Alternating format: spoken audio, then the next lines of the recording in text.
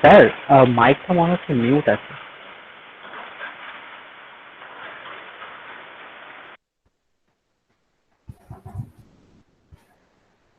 Okay. হ্যাঁ sir, এবার শোনা যাচ্ছে। Okay. So in today's class, we'll make ourselves familiar with this property of material called toughness.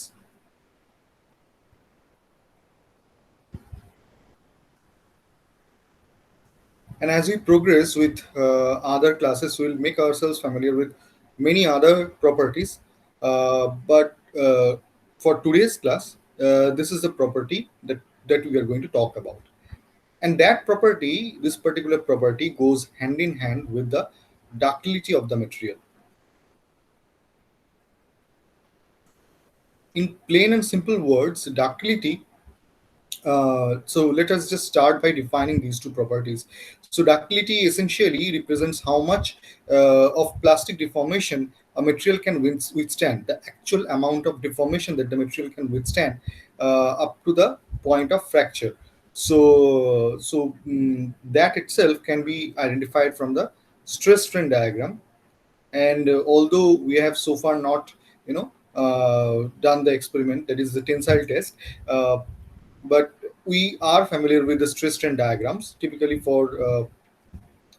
this is the diagram of a typical brittle material, wherein you see uh, very less amount of plastic deformation, whereas in case of the ductile material, you see substantial amount of plastic deformation. And let's say this is where the material fractures. So the curve A over here is the brittle material, curve B is called ductile material. So the ductility is measured by the fracture strain. Let's say from the stress strain diagram, if we look at the stress strain diagram of the tensile test, uh, which will be covered in the next class. So in that diagram, the strain corresponding to the fracture point is a representation of ductility. Okay.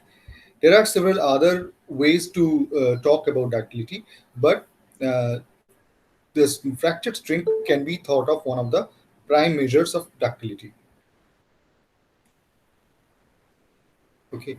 Now, so in a single sentence, ductility is the amount of is a measure of amount of plastic deformation.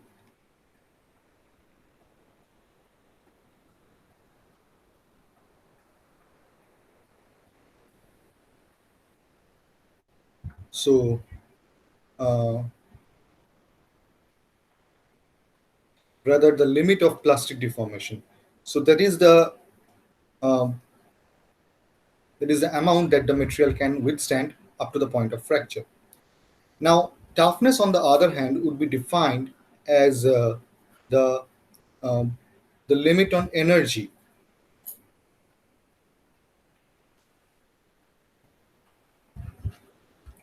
absorbed by the material.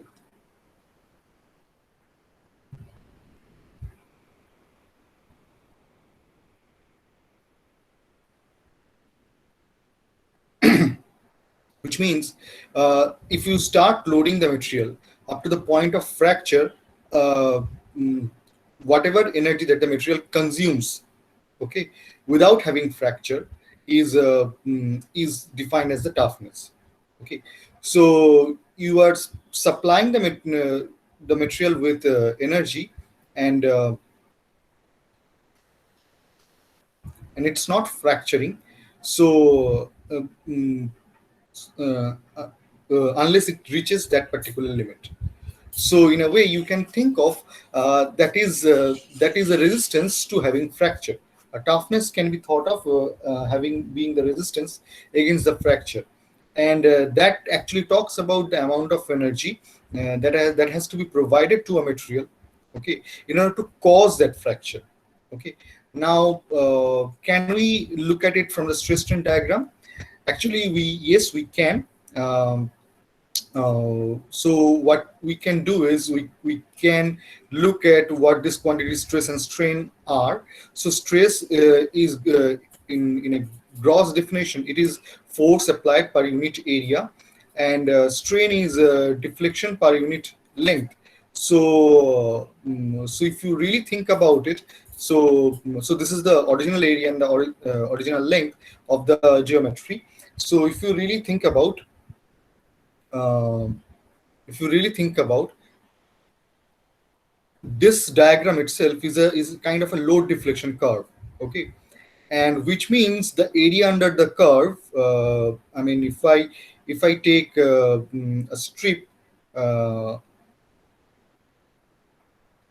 of area under the curve, okay, so that differential area, so that area, or I'll call it differential integration.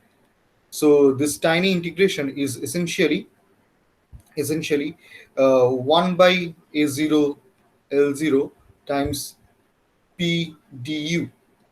Okay, now this of course is the volume, so, or the volume before volume of the undeformed geometry, and the term in the right, okay, is the differential work done on the material. Okay, and as we integrate, this becomes the work done per unit volume.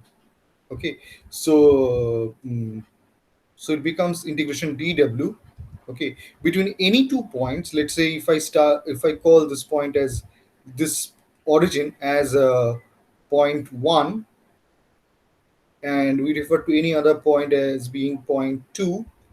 Okay, so between 1 and 2, this integration is uh, is is the amount of work done on the material per unit volume, per unit original volume. Sir, So sir, yes. uh, you have right, no? Di means differential integral, no? Am I right?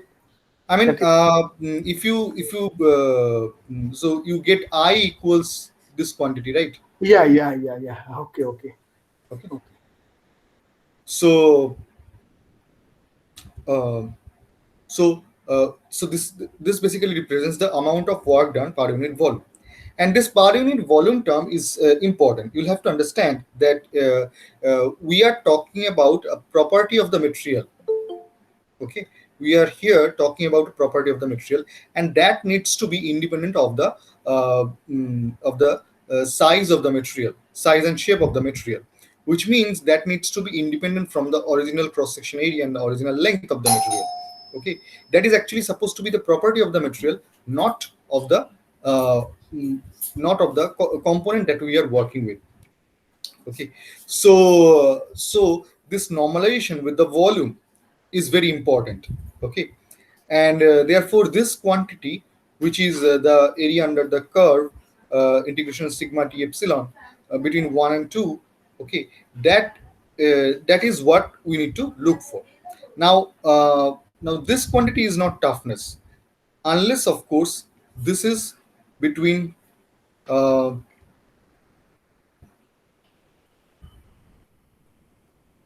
from the origin to the fracture strain. Okay, so toughness can be identified from the stress strain curve as well. Okay, actually a lot of properties can be identified from the stress strain diagram, as we just saw earlier that the ductility can be identified from the stress strain diagram. Similarly, toughness can be identified from the stress strain diagram, like this is the area under the curve. Okay, so up to the point of fracture. Now, what is the unit of the area under the curve? You see, I'm integrating sigma d epsilon. Okay, so you need to multiply the units of stress and units of strain. Now, can you tell me what is a reasonable unit of stress?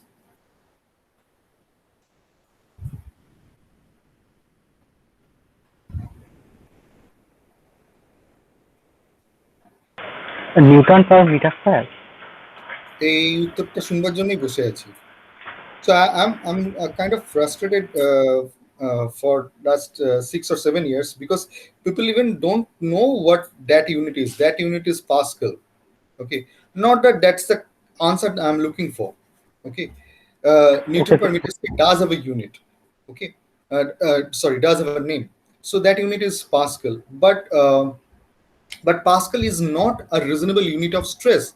Okay, you are engineers. I mean, it's not good enough to give me the metric unit. You know how much is a Pascal? It is 1 Newton is like you know that 1 kg weight is around 10 Newton, right? It's G times Newton. So G is 9.81 meter per second square. So if 1 kg weight is around 10 Newton, that is the weight, that is the force that you feel when you lift 1 kg weight. Okay, when you take 1 kg of rice in your hand, that is the force that you feel in your hand. Now that means 1 Newton is about 100 gram weight. Okay, so that means when you take 100 gram of salt in your hand, that is the force that you feel in your hand is 1 Newton. Okay, that tiny is the force. Okay, and that force spread across 1 meter square of area. I mean, in 1 meter square, four of you can very easily fit. Okay, so in so you need to imagine that there is a huge area in which there is a tiny force. Okay, and thus that is not a reasonable unit of stress. A reasonable unit of stress should be 1 Newton, but not over a meter squared, but over millimeter squared. Now you know that a millimeter is 1 in 1,000 of a meter. So this quantity is essentially 10 to the power 6 meter 6 Pascal. Okay, or 1 megapascal. So 1 megapascal is a reasonable unit of stress. Okay, to be frank, a material's yield point is several megapascal. Let's say for metals that is somewhere between 100 to 500 megapascal, depending on the material. So so so my point is that depending on the material, depending on the temperature, and probably even strain rate. So my point is even megapascal can at times be a small unit.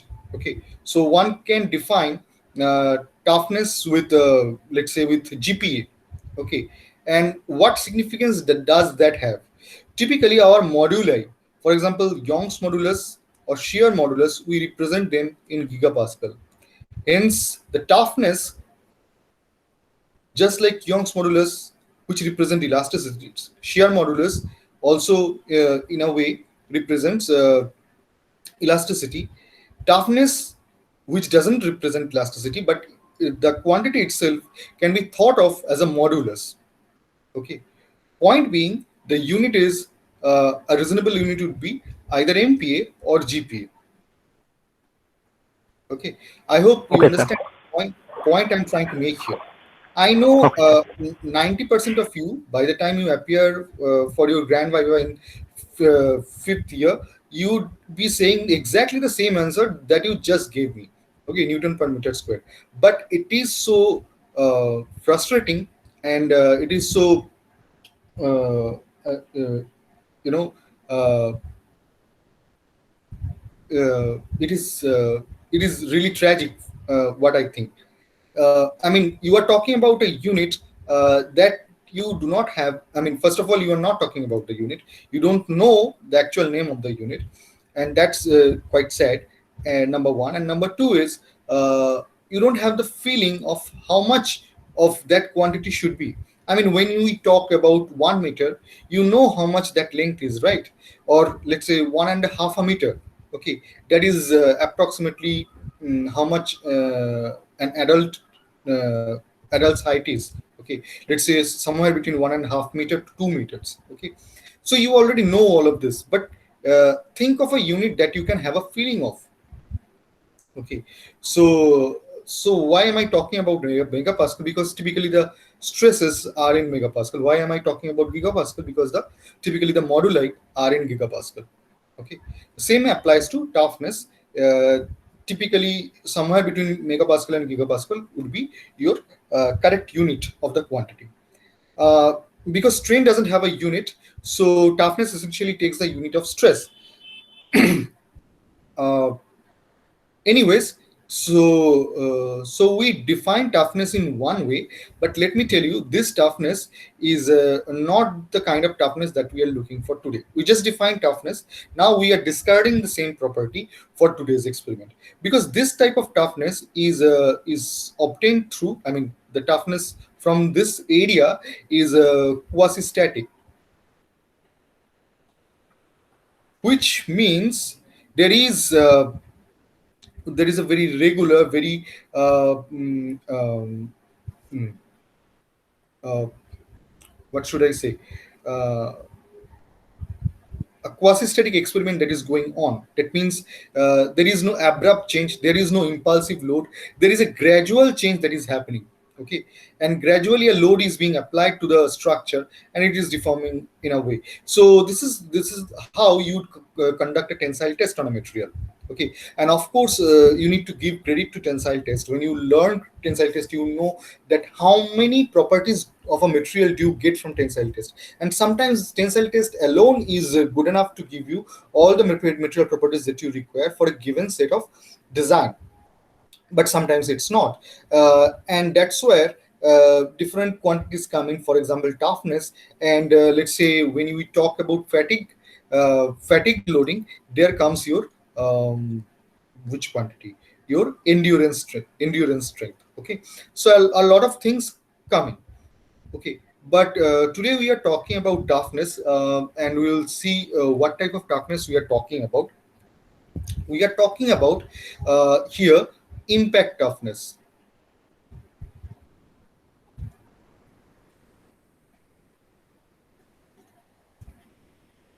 But before going there, let me just complete the circle. So I started here by saying that ductility has a close relationship with toughness. That is true.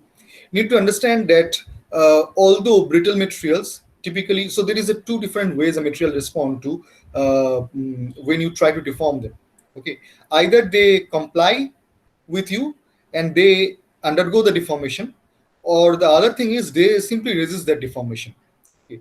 I mean, that's kind of human nature also. There are two types of people who would be extremely resistant to any kind of change, and other people are dynamic, they would change. Now, uh, mm, now once I'm talking about materials, once that undergo that resist that sort of deformation, that can rise to high stress. Okay, but since the majority of the stress strain diagram, okay, because the ductile brittle material cannot have uh, substantial amount of plastic deformation. Let's say it can have 1 or 2% or 5% maybe of plastic deformation. Beyond that, it is no longer considered a brittle material. uh, a ductile material, a good ductile material would typically have over 15% of plastic strain. Okay, and when you are having substantial amount of plastic strain, uh, the maximum load value becomes less significant compared to the actual fracture strain when you are talking about the toughness. Okay, the point I'm trying to make here is typically the ductile materials are also the tougher material. Without exception, a ductile material is tougher material than a brittle material. Okay, uh, so now that statement itself mm, has some conditions. For example, here the brittle and the ductile material that we are talking about, let's say both are ferrous alloys. The brittle material is, let's say, cast iron, and the ductile material is, let's say, steel. So more or less, the elastic modulus are nearly the same. So both are metallic materials. That's the condition that I'm trying to put in. And when you make that condition, then the brittle material is much less tougher than the ductile material. And actually, you can mentally think of a situation with three different materials: material A, material B, and material C. So, so let's say this material, material A, okay, we would refer to this material as the strongest material. Typically, brittle materials are strongest materials. They resist to plastic deformation, and in the way of doing so, they develop high stress. Okay, so what is this? For example, when you're talking about the strongest material, we need to know what is strength. Strength is the highest point, okay, in a stress strain diagram. That means the highest stress value or the ultimate stress value, and and that way material A can be thought of the strongest material. Then there is material B.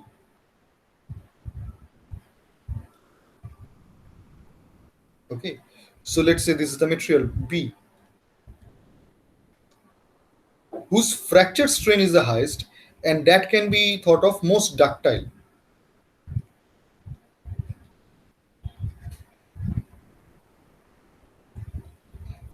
And somewhere in between, you can imagine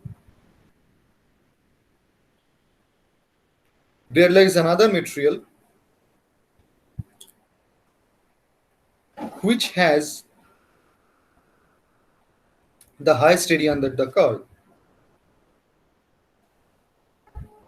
And that material would be, can you tell me what that material would be? Ductile material. That material would be the toughest material. The one that has the highest area under the curve. Okay, so this is to show that although ductility and toughness are closely related, that the toughness itself is a standalone property. It's not just a derivative of ductility. Although the ductile materials tend to be tougher than the brittle materials, but the toughest of them all may not be the most ductile. Okay, and vice versa. Now, while we are in the topic of area under the curve, let us also define something called resilience. Let us also define resilience. What is that quantity?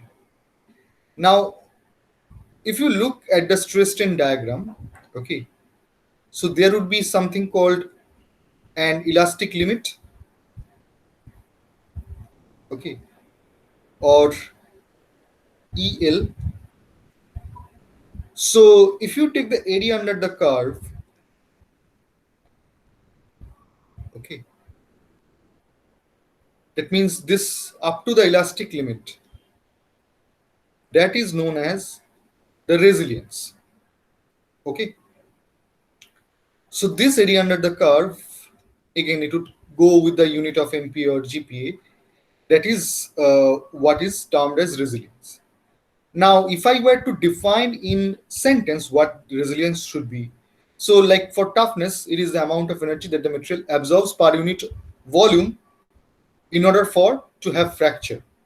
Okay, you can, I should would not prefer to say it like this, but you can mark that sentence in your mind. Okay, so toughness is like the amount of energy per unit volume the material needs to absorb in order to have fracture, or it is the maximum amount of energy that the material can absorb per unit volume without having fracture. Okay, so you can thought of this as a toughness as a resistance to fracture. Okay, so in the second definition, it works like that. Resilience, on the other hand, is the amount of energy, okay, uh, which you can get in return. Which you can get back when you unload the material. Okay, so let's say. So the thing is, when you are within the elastic limit, we know that the what is defined by elasticity. We know that the linear part itself okay, is Hookean. That means stress and strain are proportional, and the constant of proportionality in case of normal stress is Young's modulus. Okay, and I'm not going to details of anisotropy and so on. So there is just one Young's modulus in every direction. Now, even if the stress strain diagram within the elastic limit is not actually completely linear, but a material is only elastic in a given strain limit if the loading and the unloading curve in that region are identical. Which means if I load along this curve, if this is a loading curve, while unload, the material still follows the same curve. Okay. Now, Now that is not the case with plasticity. So if you go beyond the elastic limit and if you try to unload from there, okay, it doesn't follow the loading curve. Instead, it follows a line parallel to parallel to the elastic part of the curve. Okay, it doesn't follow the curved nature, but it follows a straight line parallel to the elastic part of the curve. In a way, by taking a path, okay, not similar to the loading curve, it encompasses an area under the curve, and that is the energy dissipation in plasticity. Okay, but think about this: if the material is within elastic limit and and then you load the material, let's say this is the elastic limit, and then you load the material, and let's say you take the material to somewhere below elastic limit, let's call that point A, by loading, and if you unload, it will follow the same curve. That means there is no area under the curve. In that cycle, loading and unloading, there is no area under the curve.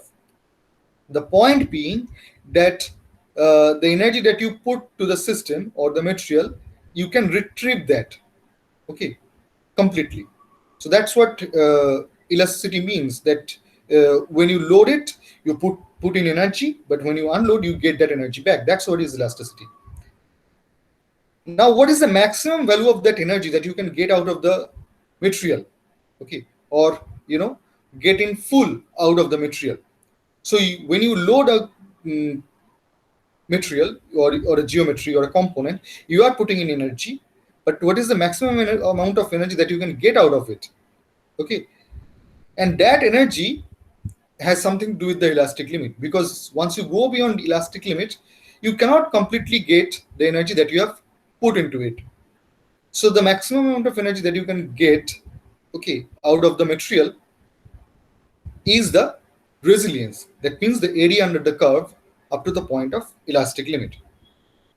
You can know about all of this in great detail, and actually it's a mandatory for you. I would say you should definitely do it.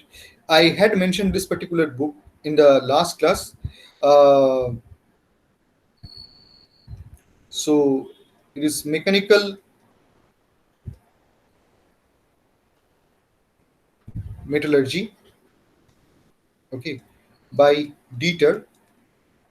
So go visit that book. Okay, there is no substitute for this book in our particular class. So read about in great detail about toughness and impact toughness and all the other things that we have just said. So whatever theory am I going to cover in this class, you'll Sir, find most of it from this particular book. sir, it is George E. Dieter. I forgot the first name, but it's Dieter. Yes. Okay, well, I have got our name, that is George E. Dieter. Uh, Okay. okay, I'll send you that screenshot of that part. Okay. You don't have to Um, send me anything. There is, I believe, there is this book would be unique. I mean, if you find all the chapters, this book would be unique. Anyways, so let's move on to some other things. Let's have a look at the effect of external conditions on toughness, or for that matter, ductility.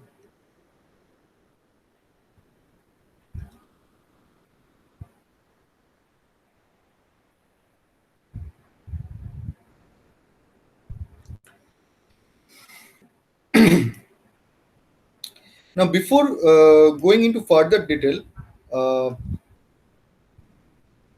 let's watch a video. Okay, and I don't have the copyright for the video that I'm about to show. That is directly I'm showing from YouTube. I just found it. Um,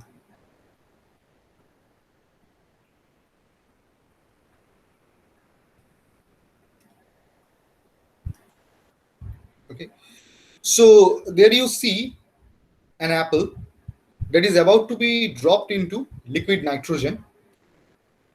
Okay, um, and uh, and then you will see how the mechanical property of the apple changes. In your mind, you already know how apple behaves. Okay, uh, in room temperature. Okay, uh, it's not a brittle material. Whatever it may be, it may not be ductile, but it is also not a brittle material. Okay, so have a look at this video first.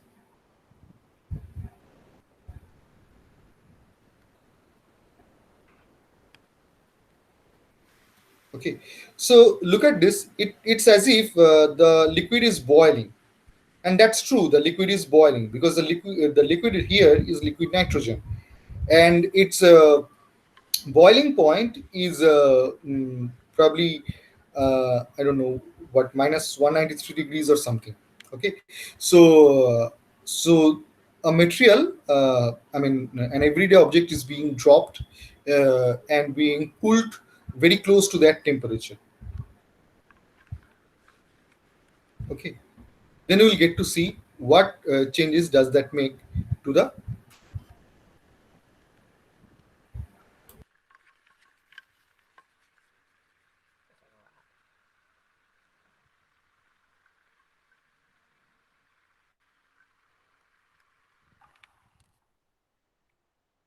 কোনো idea আছে কি হবে?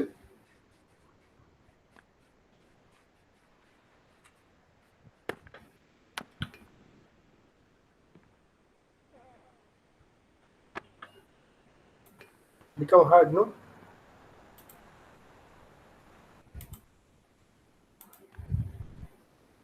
That I don't think is the best example. Let's try to see another video.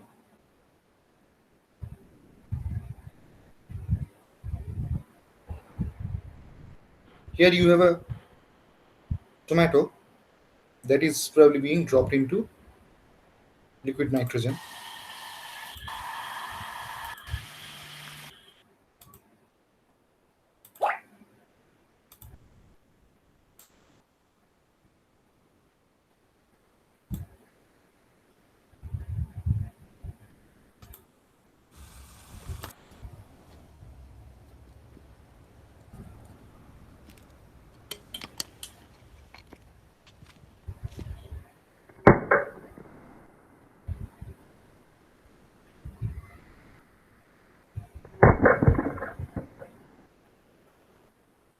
Okay.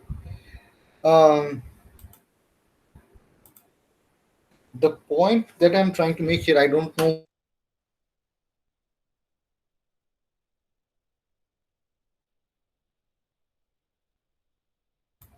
Okay, the point that I'm trying to make here, I'm not sure whether the videos did justice to that. Uh, the thing is, if you try to break an apple with a hammer, it is obviously break. But what you might get a feel of that the nature of breaking, okay, has changed. It's as if the fruits are made of glass when they have been dropped into liquid nitrogen. They tend to behave like glass. That is glass in room temperature. And if you really think about it, what I'm trying to mean here is the components actually try to behave, or the material actually tries to behave in a more brittle way when they are being cooled to a lower temperature. Okay. Uh, okay. So the So in the similar way, I just gave you an example of glass, right? Like the apple was made of glass, or the tomato was made of glass. Okay, but if you really think about it, some of you must be having, or all of you must be having, some show pieces made of glass, and those show pieces have intricate shapes that can only be given to those components only through plastic deformation. Substantial amount of plastic deformation, several percent plastic deformation, much like a ductile material. Okay. The point I'm trying to make here is that when we really think about brittle materials, the first material that comes to our mind is probably glass. But glass is also not a brittle material always. Glass can be heated to a high temperature, okay, and then it would behave like a ductile material.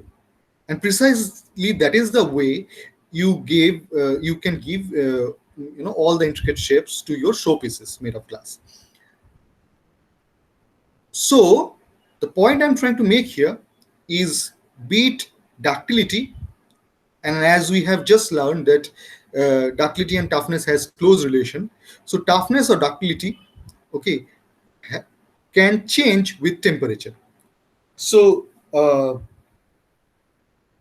so just like uh, mm, so ductility and brittleness are not absolute states. Okay, we talk about the three phases of material, right? Like solid phase, liquid phase, and then gaseous phase. Okay, and we know that the materials which are at room temperature the materials which are solid at room temperature may be liquid at higher temperature, and or even gas at even higher temperature. And we just saw liquid nitrogen, which at room temperature is a gas and which has been cooled uh, mm, to minus several hundred degrees. So now it is a liquid.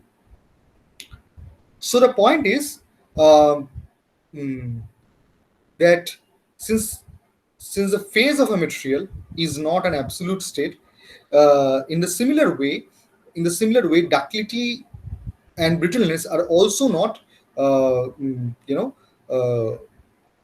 absolute states. So if I were to plot, let's say, toughness or ductility, okay. So I'm also considering this time toughness as the measure of ductility. Okay, because we have just shown that how these two are interrelated. So if I plot them against temperature, I should be using different symbol. So let's call it toughness or ductility. Okay, so the curve is kind of like this. At low temperature, it is Sir, it is not showing, sir. okay. It's not showing, right?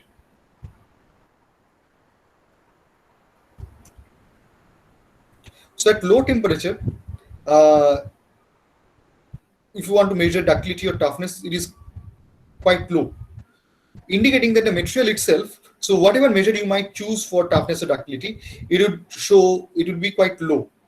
And that could essentially indicate that the material is brittle at lower temperature. And at higher temperature, okay, it would be it would it would reach its the highest limit. So at lower temperature it is at the lowest limit, and at the higher temperature it is at the highest limit. And there is one critical temperature called the ductile brittle transition temperature. Okay, so it's like a boiling point or a freezing point. Okay, and it is different for different materials. For example, you can imagine for glass, okay, this temperature would be much higher than the room temperature, because glass behaves in a more ductile way, uh, at much higher temperature, and at room temperature it is kind of brittle, so it is much higher than room temperature. Okay, for metallic materials which are ductile at room temperature, this TDBT is a sub-zero temperature. Okay, let's say at minus 50 degrees Celsius or minus 30 degrees Celsius, uh, the metals would behave in a brittle way. The ductile metals, even the most ductile metals would behave in a brittle way. So the change happens across this temperature. Sir, hello, sir. Bolo? Sir, I just want to ask that whether glass has some ductility. Sorry. Glass have some ductile that property has in glass that you have told, no, that the glass have some ductility that which is just line with this temperature. No, that's why just have there any ductility properties in glass? I'm not able to get it. That's why, sir. Okay. So that is a property of the entire discussion that has been happening for the last 15 minutes. So the point is, ductility and brittleness are not absolute states. It's not as if a brittle material is always brittle and the ductile material is always ductile. Okay, that is a point of showing that video as well. Like an apple or a tomato doesn't break like an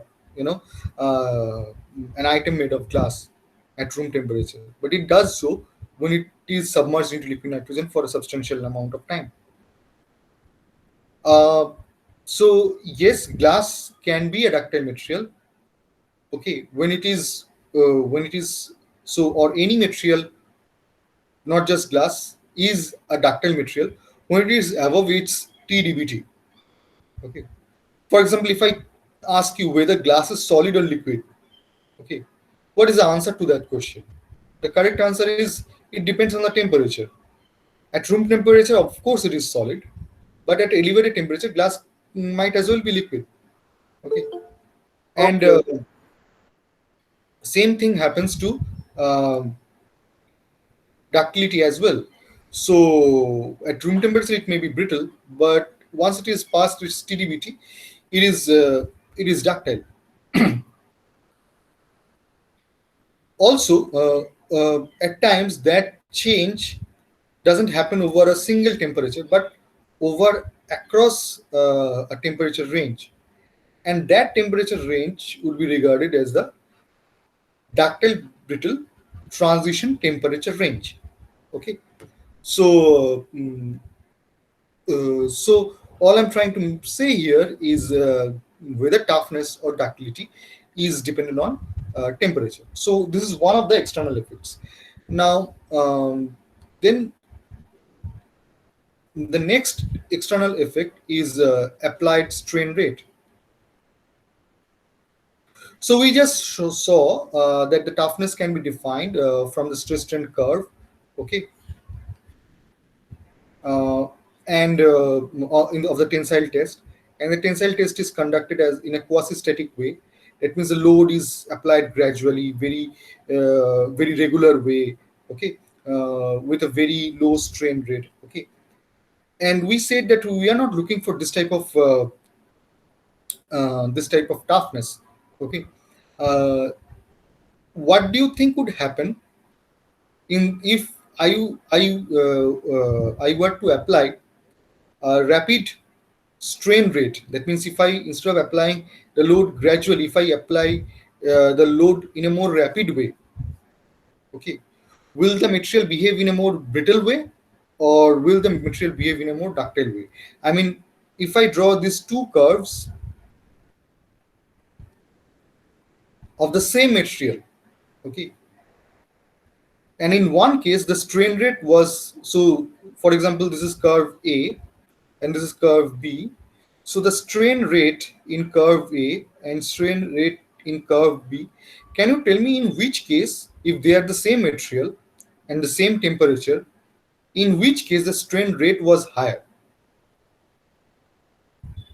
Curve B, sir. Curve B. Do all of you agree with that? Do you have the feel of this? Okay. I mean, it's. I need you to have an intuitive feel about this.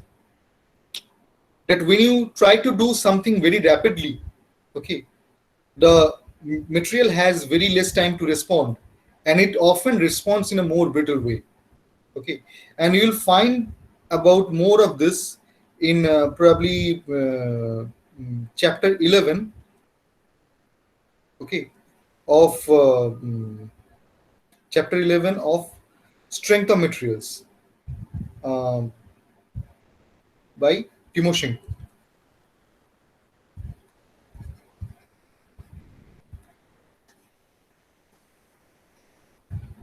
You'll find more about this in this book. Okay, so please go through this chapter. There has been an extensive discussion that I think is important for you. Uh, so, so that talks about how having a higher strain rate makes the material more brittle, and more brittle means that the toughness also reduces. Okay, so that is number 2, and then number 3.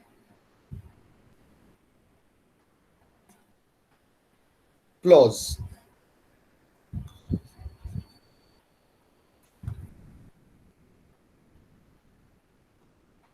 So imagine a regular geometry, and you have applied uniform stress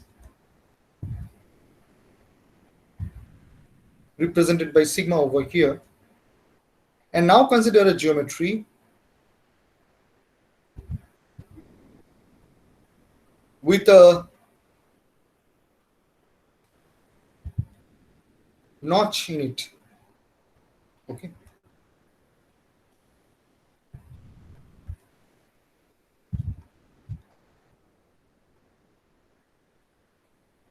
So what happens if you now, you see this area maybe A0. Okay. So sigma times A0 is a force. Okay. If you were to take a section anywhere in the geometry, and same is true about here as well. Independent of where you take that section must give you a free body diagram like this. For example, if I take this section right here, it is F and F, and if I choose to have the section over here, they are also F over here and F over here. Now if you really think about it, since there is a notch, or which is the representative of the microscopic cracks, okay, so because of the presence of a flaw there, since there is lesser amount of area available, there is supposed to be some amount of stress concentration, which means the stress would be higher than the nominal stress sigma. So that is understood, but there is a different way the stress concentration happens. Now if I divide the geometry into segments that carry equal amount of forces, so those lines would be parallel in the first example where there is no notch. But in this example, if you are very far from the notch, those lines are parallel. But as you tend to be more and more closer to the notch,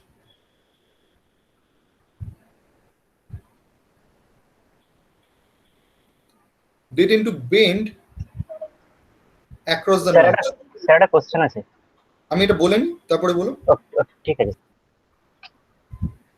So these lines essentially separate those parts of the geometry which carry equal amounts of force. Okay. Now if you really look close to the notch, and if you look further away from the notch, the area that is further away from the notch, or any point which is far from the notch in any direction, the stress is very nominal. Stress is supposed to be the same. But if you are very close to the notch, these lines which separate the regions of uniform force, uniform amounts of force, those lines actually tend to curve across the notch. Okay, and there is these lines are more concentrated close to the notch, which gives rise to stress concentration. Okay, which basically means that if I were to take this section exactly at the notch and plot the stress along with the coordinate, and let's say this is where the notch is, okay, where there would be infinite concentration of such points. So if the notch is like a point, so this is what the stress value should be. Okay, so this is the nominal stress sigma over here.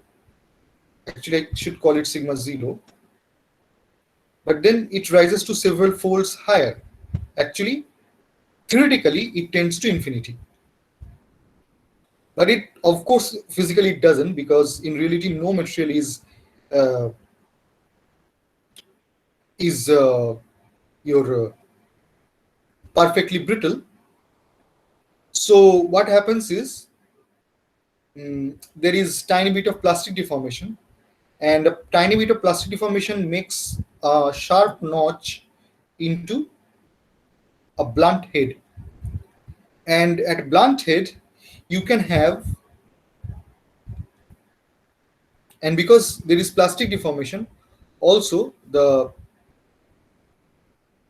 material's resistance to deformation is less.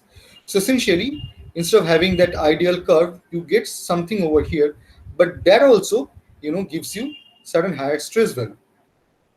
Now, the materials we typically classify as brittle materials, whether at higher temperature or lower temperature, whether at lower strain rate or higher strain rate.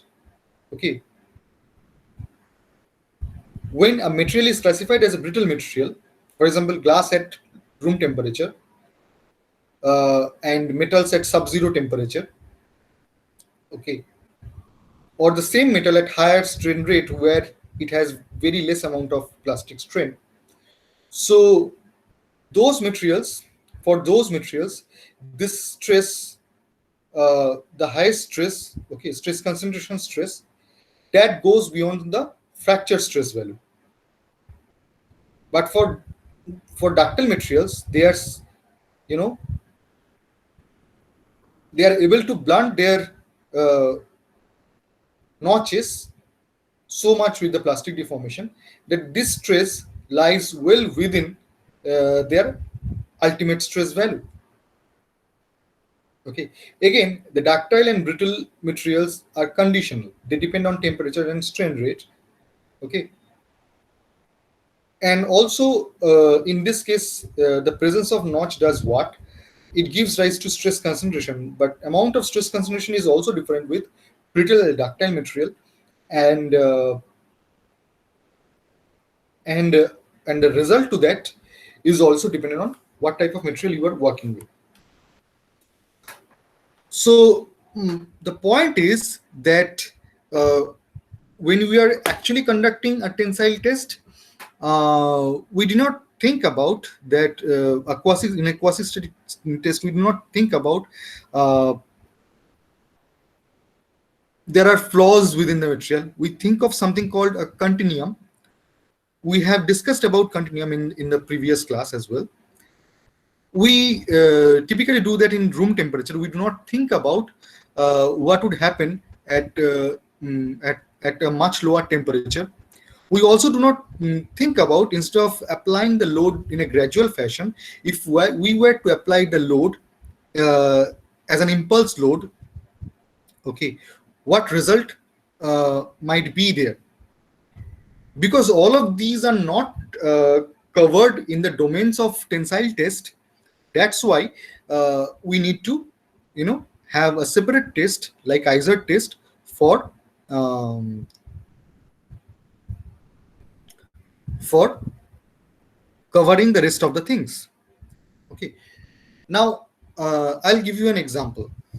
Okay, so imagine it is 1910, and people do not have much of concept about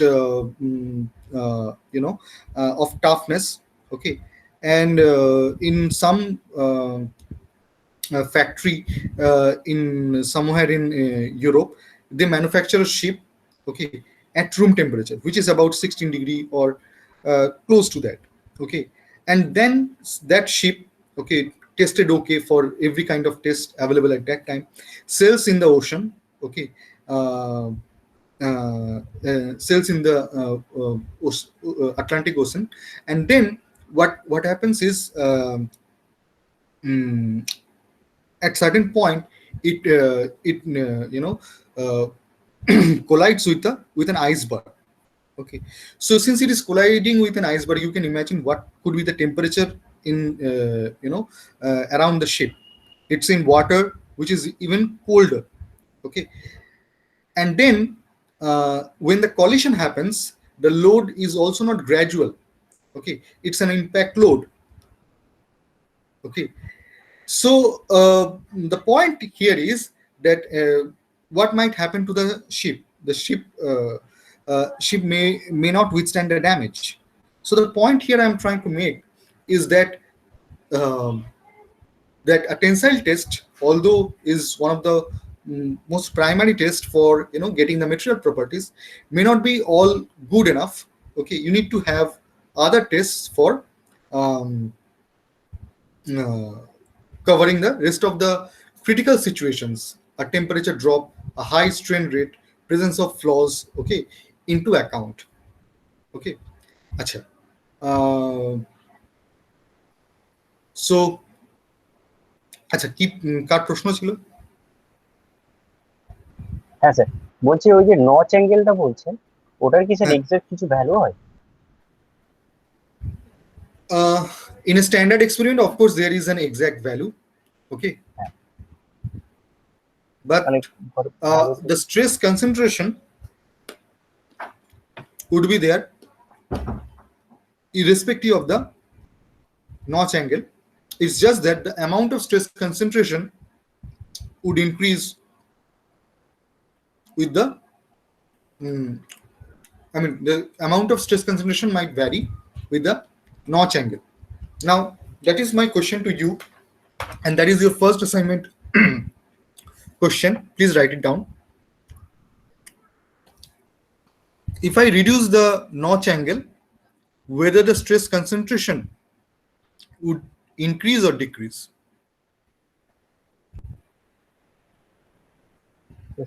concentration sir বাড়বে যদি notch angle কমে যায়। না না না, তোমাকে এক্ষুনি answer দিতে বলিনি। This is supposed to be in your report. Okay, Okay, and you need to provide reasonable explanation for that, whether or not the stress concentration should increase with the decrease in notch angle.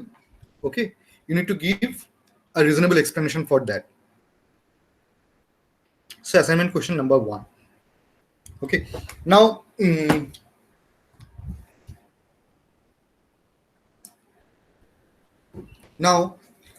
I am going to give you 2 more assignment questions.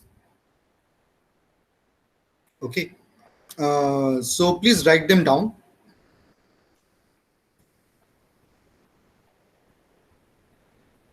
So question number 2 is Izod test a true measure of toughness? So the first part of the question is a yes no question. So the next part would be explain. Question number 3.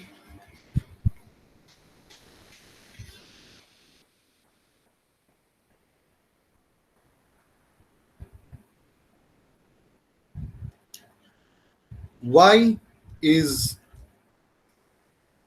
the scale of Izod test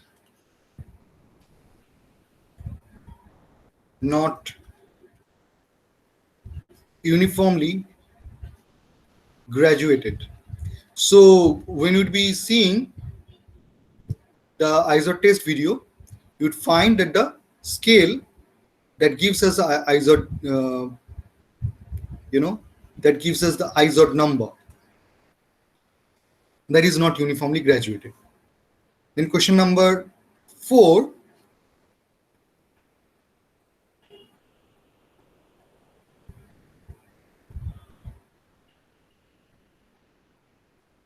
So it is not going to be uniformly graduated, and you are supposed to find out the answer why it is not uniformly graduated. And I just forgot what is the question number 4 supposed to be. Sir এক একটা একটু লিখে দিন না, হুম এক question number 1টা একটু লিখে দিন না, তাহলে ভালো হয়। কোশ্চেন নাম্বার 1টা কি বললাম? আচ্ছা, ওই notch অ্যাঙ্গেলেরটা।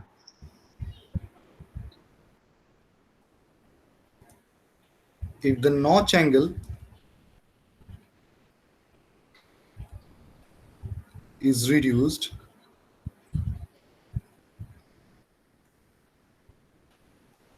does stress concentration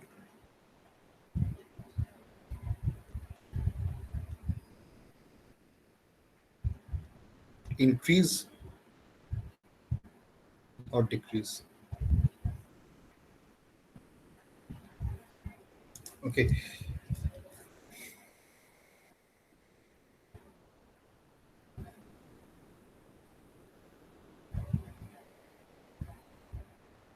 So we get Izod number out of Izod test.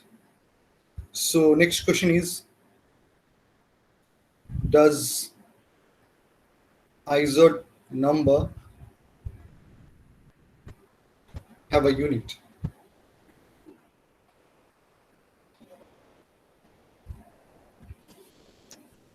Okay.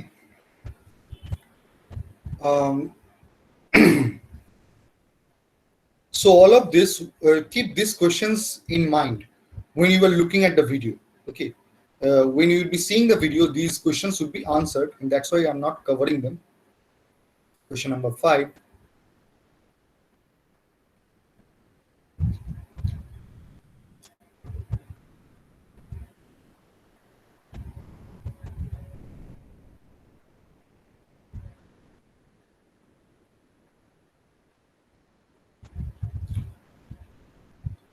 What is the purpose of a free swing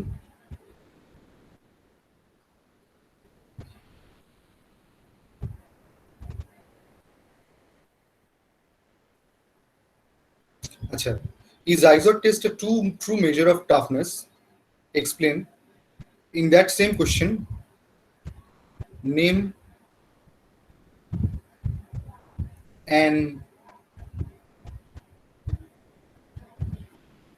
a test which is, it means name an experiment which gives you the true measure of toughness. Okay, so that is also covered in the video. Do pay attention while at each of these topics. Okay, so look at the video now. Okay, and once you are done looking at it, I'm sure most of the questions you will be able to answer on your own. If you have further question, we'll talk about that later. Okay sir.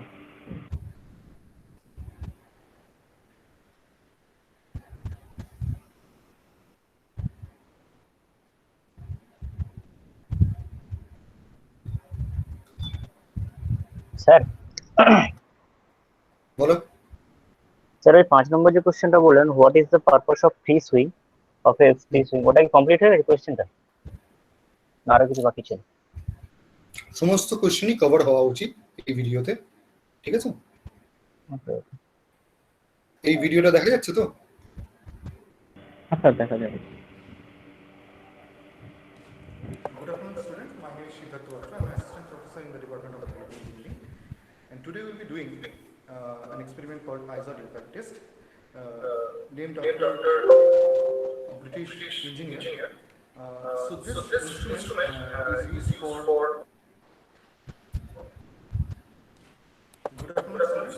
My name is Siddharth Watra. I'm an assistant professor in the Department of Mechanical Engineering.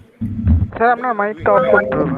An experiment called Izod impact test, named after a British engineer.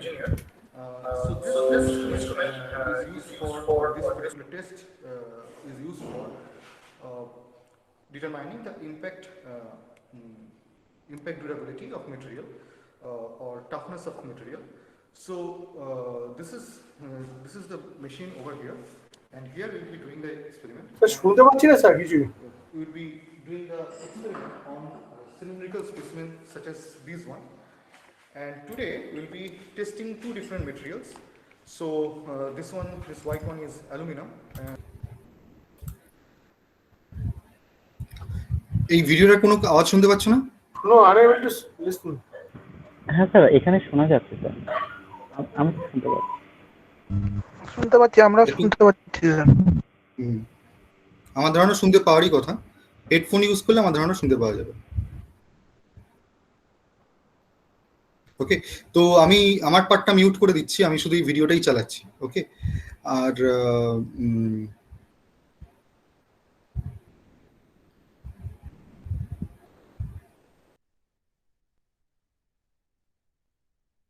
so when you are doing Izod test, okay, you cannot simply test a single material. Okay, so unlike Young's modulus or let's say yield stress value, okay, you cannot directly put the toughness value or Izod number into your design. Okay, yes, there are ways to convert Izod number to probably any other property that we can relate to with more familiarity, but as such directly we cannot use directly you cannot appreciate the value of Izod number. For example, when I talk about yield stress being 200 MPa, then you know that you cannot put more than 200 Newton of force across 1 millimeter squared of that material without having plastic deformation. That's what that essentially means. You exactly know what that means, and that you can directly put into your design. Okay, but that is not the case with an Izod number, or for that matter, that is not the case with any form of measurement of toughness. That's why we need to compare the toughness values of different materials, and for comparison you need at least two materials. That's why we have two identical bars of different materials. Geometry is the same, the materials are different, so one is brass and the other one is aluminum, and then we are conducting the experiment. Okay, so put on your headphones. I believe you will be able to hear what is being said. I have put the and also set the volume to loudest. Okay, because in the things that are being said in the video is important, number one, and number two is yes, the voice is not the loudest in the video. Okay, so have another go at it.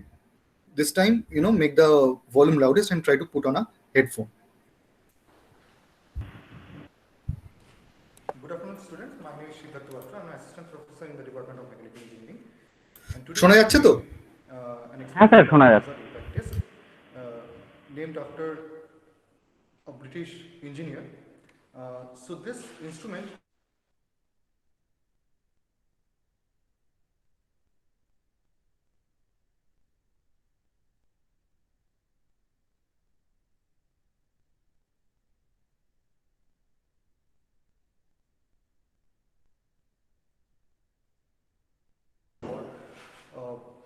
determining the impact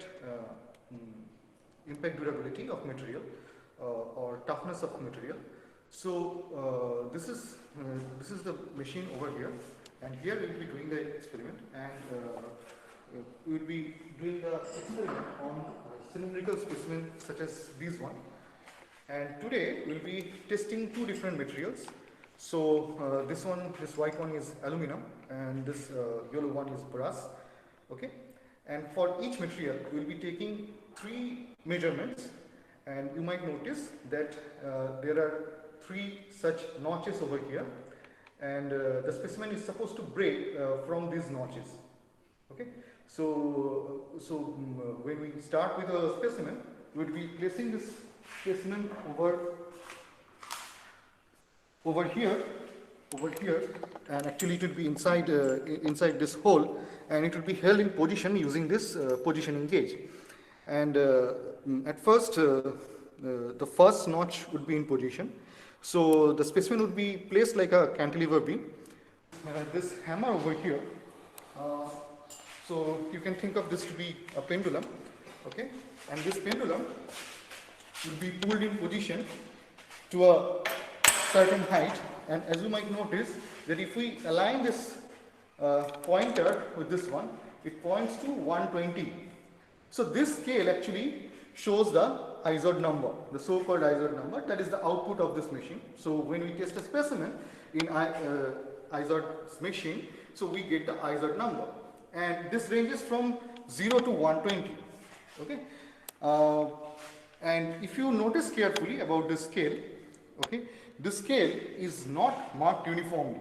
Closer to 0, 0 to 10 takes a span about this much, whereas when it is close to 120, the distance between 110 and 120 is really small.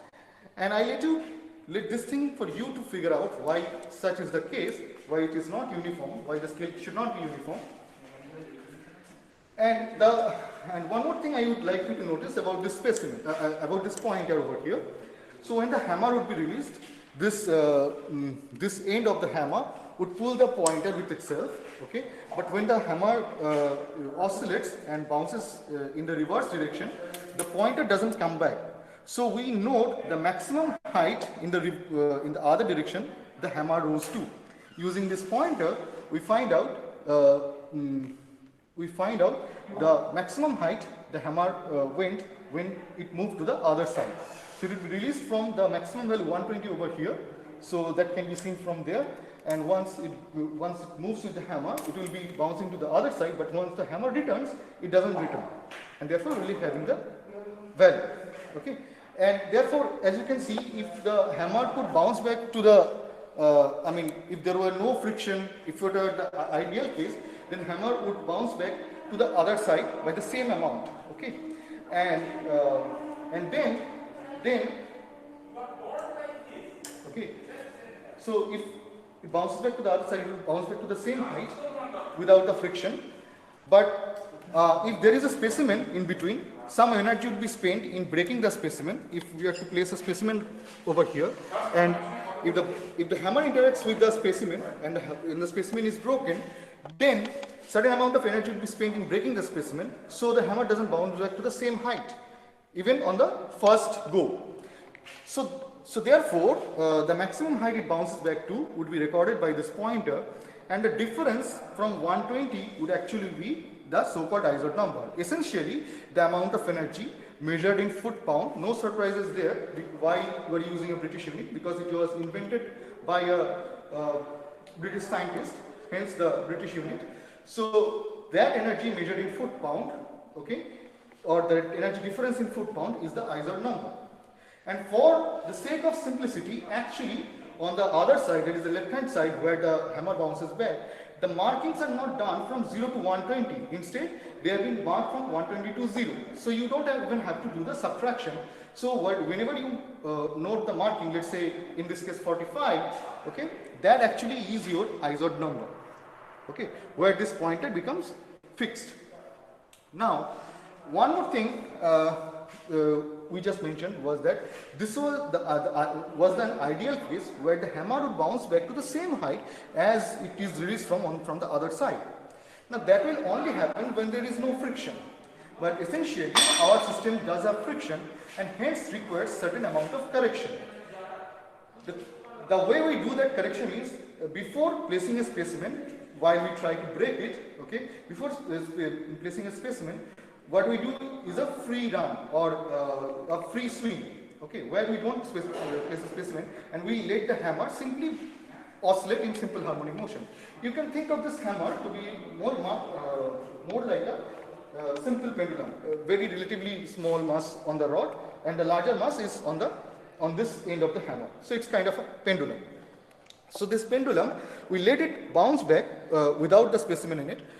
So there is no loss due to the breaking of the specimen, and the only losses would be coming from the friction of the different joints that are there. Okay, and because of those losses, there will be certain amount of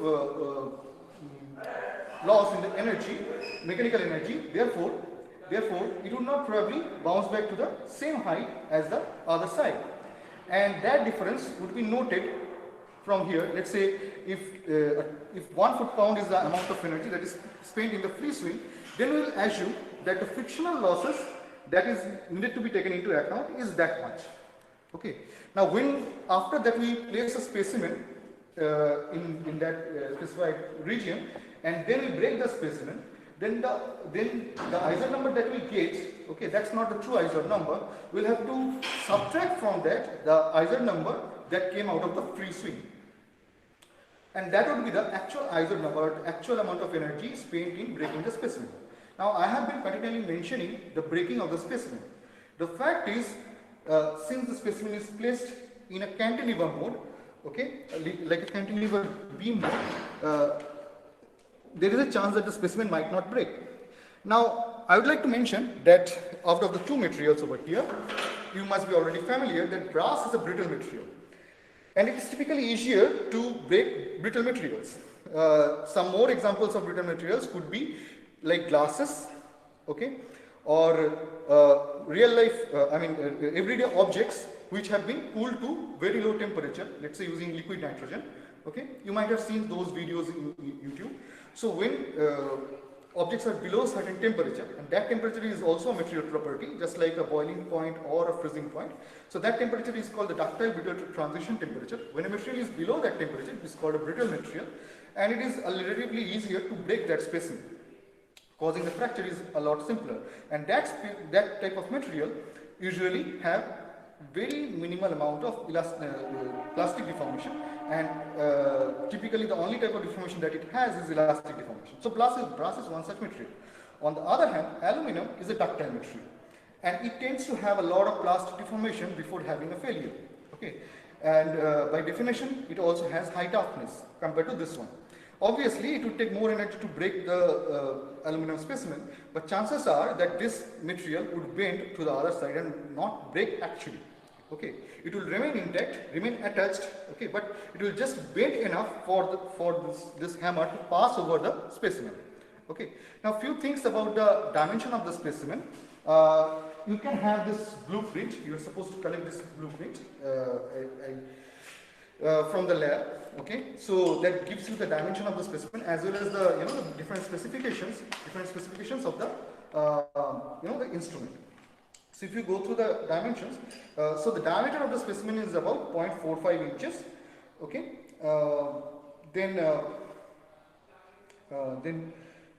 the gap between any two notches. So this is the first notch, this is the second notch, and this is the third notch. And you might notice the notches have been placed at right angles to one another. So the first notch and the second notch are at right angles, and the third notch is again at another 90 degree.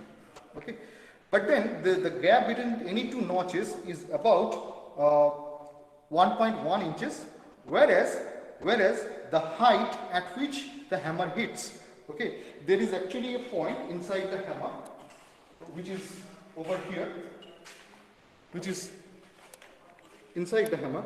So this part actually hits the top of the specimen, and that would be hitting the specimen actually 22 millimeters at a height of 22 millimeters from the notch of the specimen.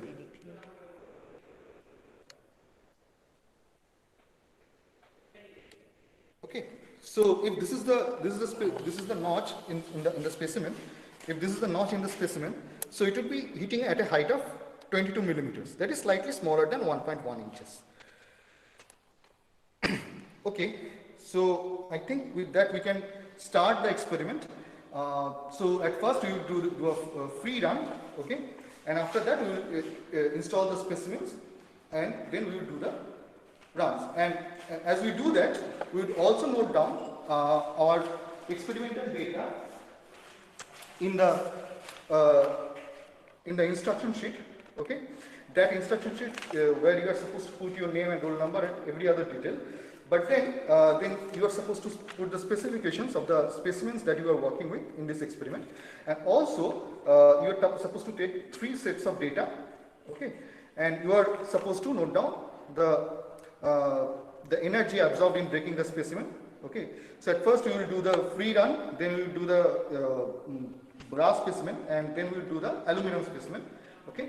And we will note down the amount of energy absorbed in each case, and ultimately we will calculate the Izod number, okay. That's what is your sample calculation in this case. So since we do not have any student over here, so we have our lab assistants who will do the job for you, okay. And after that you can take that data. Okay. So now we are recording the free swing. Ready?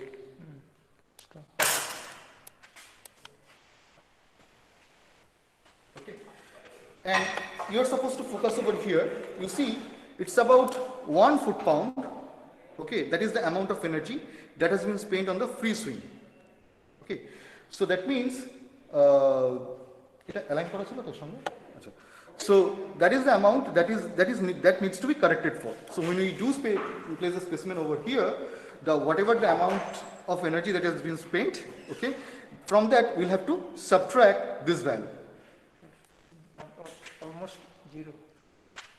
আপনি এখানে গিয়ে দেখুন এর উপর থেকে দেখুন otherwise parallax error হবে it's 1 foot-pound.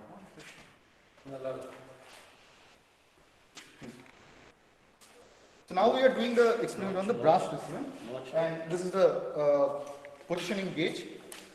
And please have a look at how the specimen is being placed.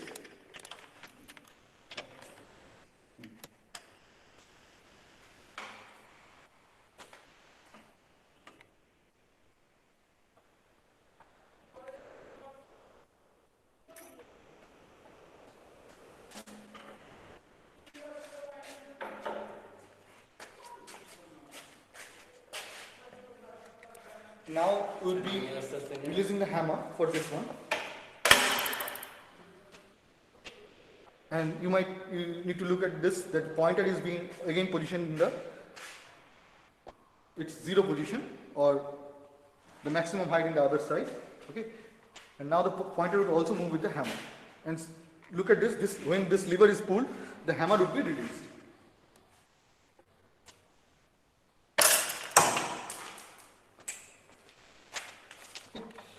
So what just happened was that brass specimen that was placed over there, that has just been broken, okay. And with that we will have a set of data. So what we need to look at now is at this scale. You see the pointer is pointing towards, I believe it is pointing towards 16, okay. So 16 is the reading from the scale. 16 foot-pound is the amount of energy spent in this case. And please remember, of which of this 1 foot-pound is from the frictional losses. So with that correction, we can find out that on the first go, what we figured out, the Izod number for brass is 15. 16. এখানে 16 আছে। Next. So next we are going for the second one.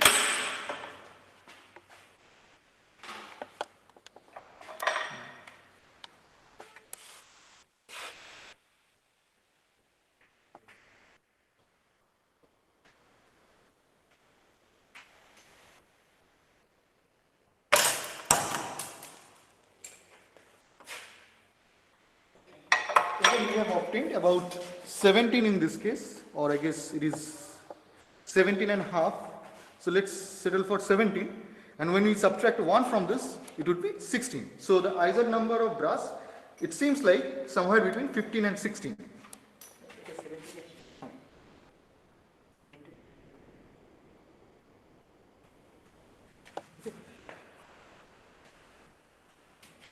আমরা লিখে দিলাম। এরপর 0 করো।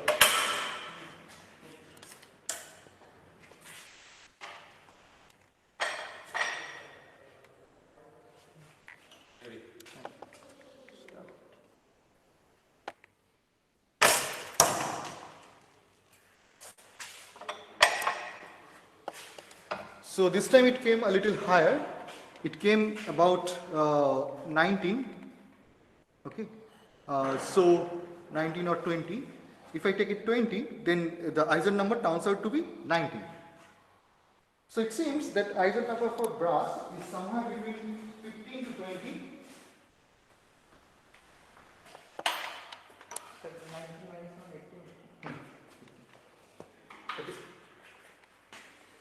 Now I'd like to show you the broken part of the specimen. Okay, so as we have discussed earlier, the brass is a brittle material, and it's a lot simpler to break a brittle material than a ductile material. And so it happened, the specimen broke very easily, to say that we still didn't do the test on the aluminum specimen, so we don't have any data to compare. But as you can see, it only took about 20 graduations on the scale for the hammer to break the specimen. And also, if you look at the surface, there is not a lot of deformation on the surface. Okay, just two surfaces just separated. Okay, the way a glass component or any brittle component fails, it just failed like that. Okay, the surface is not exactly very sharp and smooth to say, but as you can see, there is not a lot of deformation that is going on in the surface. Okay, and it will be more clear when we do the experiment with the aluminum specimen, what I mean by deformations happening across the cross section, because you would see a lot of deformation across the cross section when we do that with the aluminum specimen. Okay. So now you do the experiment with the aluminum specimen.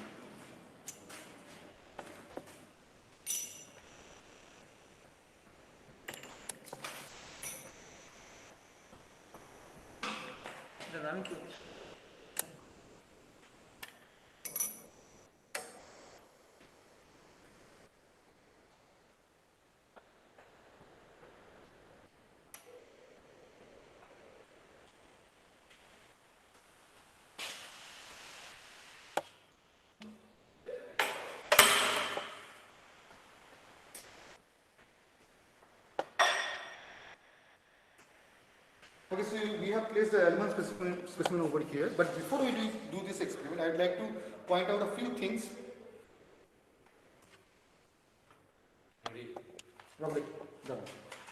So we have not mentioned a few things about this experiment. Typically, the class would assemble in front of this machine, okay, and we would do the experiment.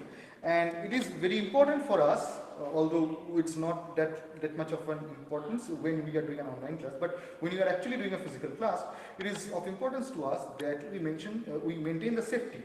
We maintain the safety aspects of it. So what you need to be careful that you are not supposed to stand very close to the other side. Okay, otherwise the hammer could hit you. Number two is the hammer was initially placed in lock position, and it was resting on this metallic plank over here. Okay, so so only by removing this one we'll be able to allow this hammer to pass through this gap, okay, between the frame of the machine. And also, we don't release the hammer, we do pull the hammer using the hand. So for example, while pulling, what we will be doing is we'll be, so yeah, it would be initially resting on this plank, and while bringing it to its maximum position, okay, so what we do is we we pull it using our hand, and then at this position it is locked, okay, by this lever, okay, and through this lever over here, and only by pulling this lever, so at the time of releasing we do not release by hand, okay, otherwise it would not be accurate every time we do the experiment. it should be exactly released from the same height and same standard height, okay, because we are doing an ASTM standard experiment over here. From the same height, and we ensured that by locking it in this position, and while doing the experiment we just simply pull this lever and it will be released from the specified height. Okay, and before that we need to remove this lock from over here. Aluminum specimen is in position now, and now we'll try to break it.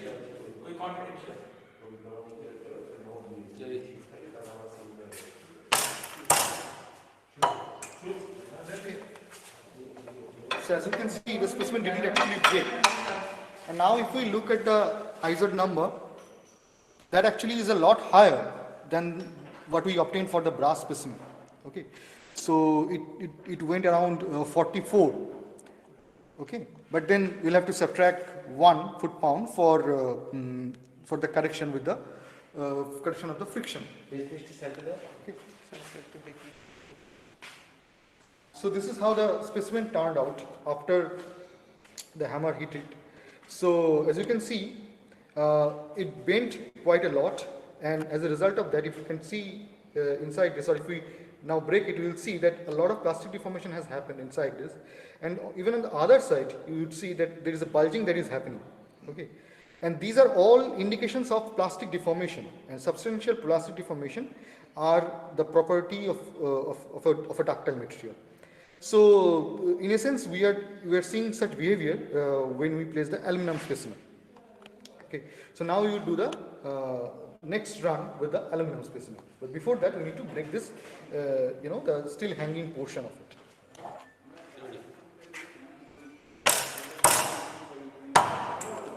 So again, in this case, the specimen didn't break,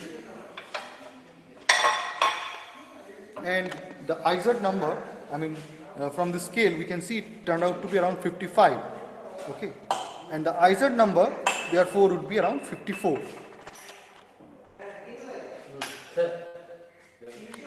Okay.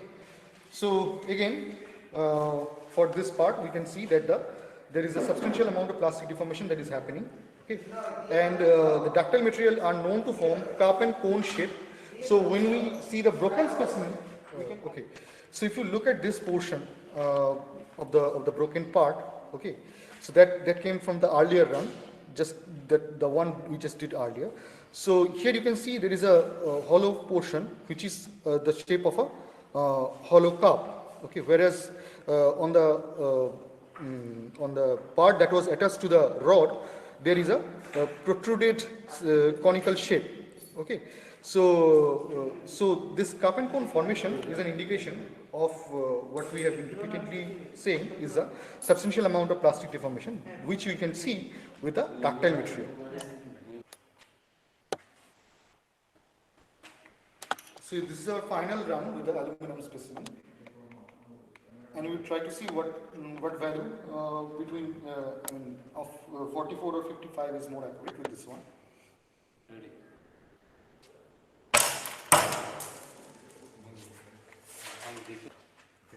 So this will be our final run with the aluminum specimen. So we have obtained 2 readings, which we think is admissible, 44 and 55. So now we will be doing the last run with the aluminum specimen and see what type of sort of value do we get. Is it closer to 43 or 55? We'll just check. So again, in this run the specimen didn't break. And the value turned out to be close to 43, and if I make the correction for the friction, then that would be around 42. So it seems around 42 to 43 is what would be an accurate measure or more accurate measure of Izod number for aluminum from our experiment. Okay, and so we are just noting that down over there. And we will give you the data from the, or you can collect this data sheet from the lab. Okay, or you can simply note down. So there is not much into that. So you can simply note them down. Okay, and put it in your report. So 2 things to notice. One is the Izod number that we have obtained for the two materials. One is brass, the other one is aluminum. For brass, that value is somewhere between 15 to 18. And for aluminum, what we obtained out of the three measurements, two of them are close to 43 and 42. So we can safely assume that it is somewhere between 40 to 45 on an average. The Izod number for aluminum is somewhere between there. So clearly, what we know that the ductile material has higher value of Izod number, okay, or it absorbs more energy. And in a way, we can also conclude that the ductile material is more is a tougher material. As you might recall, the definition of toughness is the amount of energy that a material absorbs before failure, or the amount of energy that is required to cause the failure of the material. But in the same line of thinking, one might also argue, is an Izod number a true measure of toughness, given the fact that when we are testing an aluminum specimen, what we are seeing indeed, when we are testing a ductile specimen, we are seeing a substantial amount of plastic deformation. Okay, but not actually we are seeing the failure. And if toughness had to be the energy absorbed up to the point of failure, that's not what we are getting out of Izod number. And essentially, what we will be seeing for a ductile material, because of the the geometry of the specimen and the way it is supported, okay, we are not seeing the failure of the material. Okay, and in that sense, the Izod number is not a true measure of toughness.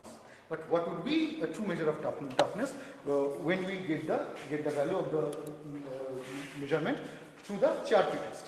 Okay, so this is the Charpy machine where we do the Charpy test, and in this case, the specimen it's very similar mechanism.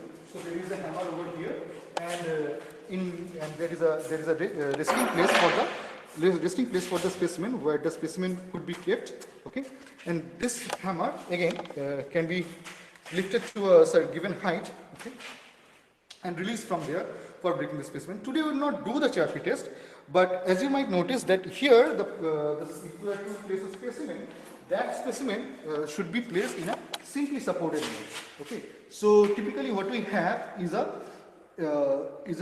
square prism. Okay, so square cross section prismatic beam shaped geometry placed in this rest, and typically they have a V notch, V notch to the front side, and on the back side the hammer hits, okay, causing the maximum amount of tensile deformation towards the notch, thereby trying to open the notch and eventually causing the failure. Okay, and there is no way a specimen could escape failure when you are doing a Charpy test. And in that sense, the Charpy test gives you a more accurate measure of toughness compared to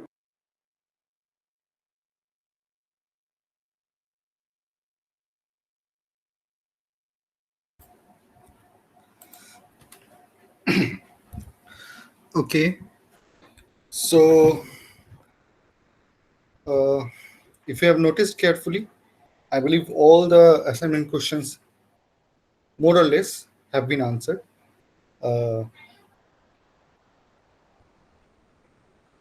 And I'll also upload this video, entire thing, to earlier I was keeping it in Google Drive and sharing the link, and some of you pointed out that it becomes difficult to rewatch and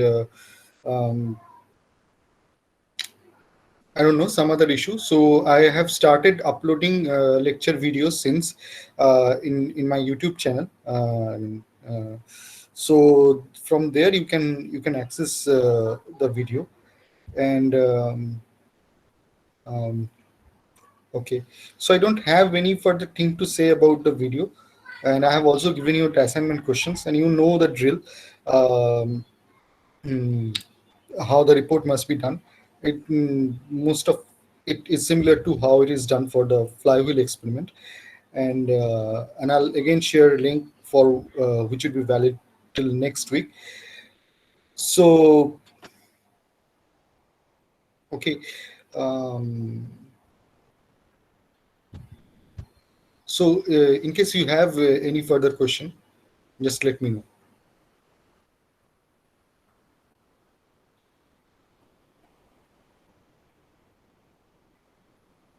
Sir, hello. Yes. Sir, for the point of safety, whenever any such kind of testing is being done in our workshop, then Mhm. safety that is that like that hand gloves, at least hand gloves, some safety goggles should be worn. No, which is not being observed in this video. Yes. Mm, uh, I don't think goggles are necessary because you are not handling any high temperature specimen or anything. Sorry, not. I mean, so gloves are necessary, but goggles, are they going to be necessary? The thing is, the specimen doesn't actually. It it stays. I mean, for this particular experiment, once the brass specimen is broken, that stays quite low. It doesn't really, bounces as high as your eye level. One precaution that needs to be taken, that no one should stand on the other side, because then he or she might get hit by the hammer. Uh, but apart from that, I don't think a lot of precaution is required for such experiments. But it's a good thing that you pointed out.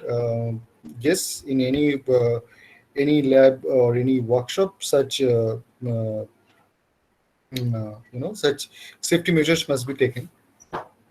But your laboratory instructors, they have been doing such experiments for decades, and they are quite familiar with most of the safety aspects of it. So it has so far not been an issue. Uh, that's all I can say. Sir, calculation part right now, There sir. is not much of a calculation, because there is one free swing thing and there is one with the specimen, and then you just subtract that. So yes, in your report there is not going to be a lot of thing other than that. Sorry, in sample calculation there is not going to be a lot of things. So you have shown no last that machine, that is that Charpy test, no? Yes. Yes, in Charpy test you have mentioned that specimen has to be placed in horizontal condition, okay, Mm. and the notches should be backside of the impact area. Am I right now, sir? The Hello, notch must be on the opposite side where opposite the side. hammer Yeah, hit. yeah, yeah, I yeah. mean, the hammer must not hit your notch. It should hit the side that is opposite to the notch. You see, when it hits the opposite side of the notch, then the notch tries to open. Okay, and that's what you need. The notch must try to open, because when the notch tries to open, there is tensile stress at the the corner of the notch. Okay, and that's what is required, because tensile stress concentration actually gives you crack propagation and ultimately leads to failure. Uh, Compressive stress never opened any cracks, so it needs to be on the side where there is. If you think about that specimen as a beam, the side that is facing away from the hammer would be under tensile deformation, right? So the notch must be facing opposite to the uh, side where the hammer hits. Okay. Thank you, sir. Thank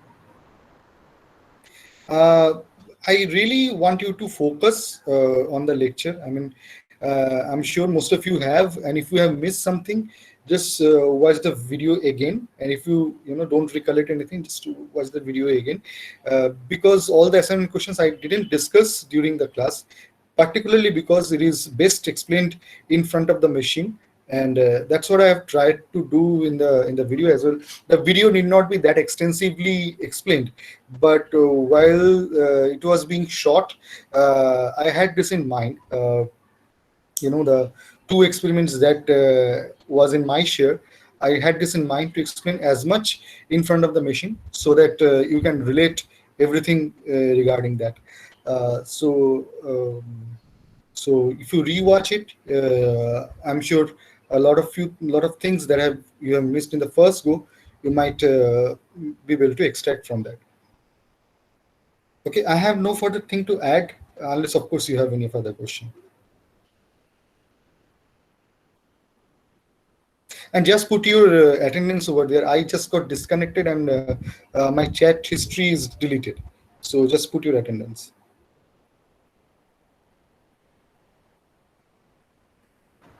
So everybody has done. Everyone has not done. I mean, I can see 1, 2, 3, 4, 5, 6, 7 people.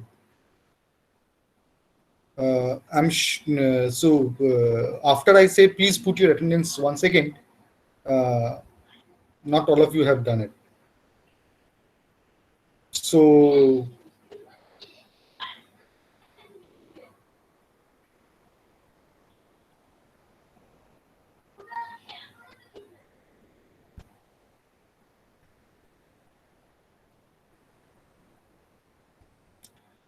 okay, so I have no other thing to say. So I'll see you in another 2 weeks, but your assignment would be due in 1 week. Okay, sir. Okay, sir. Sir. Okay, sir. Sir. Thank you. Okay.